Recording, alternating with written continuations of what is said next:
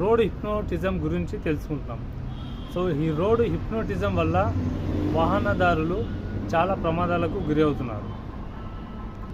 అసలు ఈ road hypnotism అంటే ఏమిటో తెలుసుకుందాం.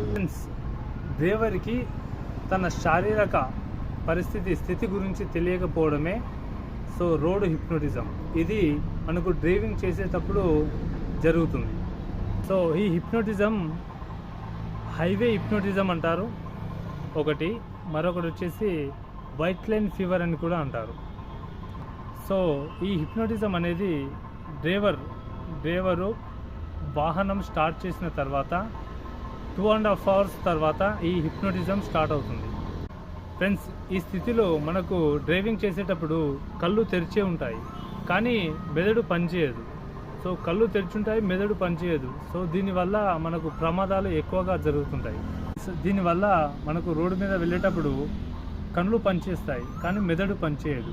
సో మెదడు పనిచేయనప్పుడు మనకు రోడ్డు మీద ఎలాంటి సంఘటనలు జరిగినా మెదడు విశ్లేషించడు.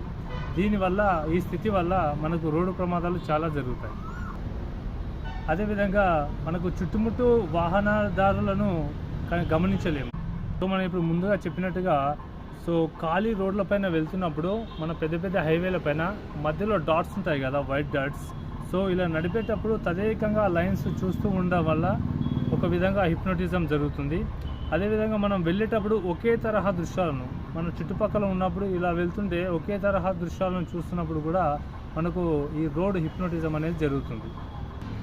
ఈ హిప్నోటిజం ముఖ్య కారణం ఏంటంటే మనకు డ్రైవింగ్ చేసేటప్పుడు చుట్టుపక్కల మాట్లాడే వాళ్ళు ఉండకపోవడం, ఇంకోటి నిద్ర లేకపోవడం, మరొకటి చాలా అలసటగా ఉండడం.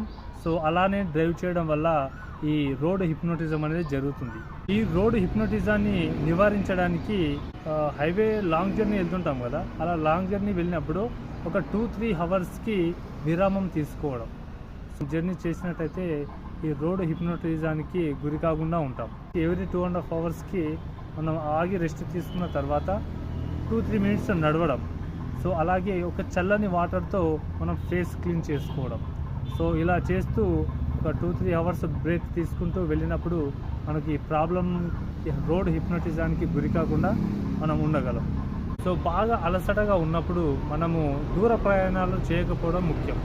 సో ఫ్రెండ్స్, ఈ విధంగా మనం రోడ్ హిప్నోటిజం గురించి తెలుసుకున్నాం. సో మరిన్ని వీడియోల కోసం like, share, subscribe Chiru thoughts channel. Thank you.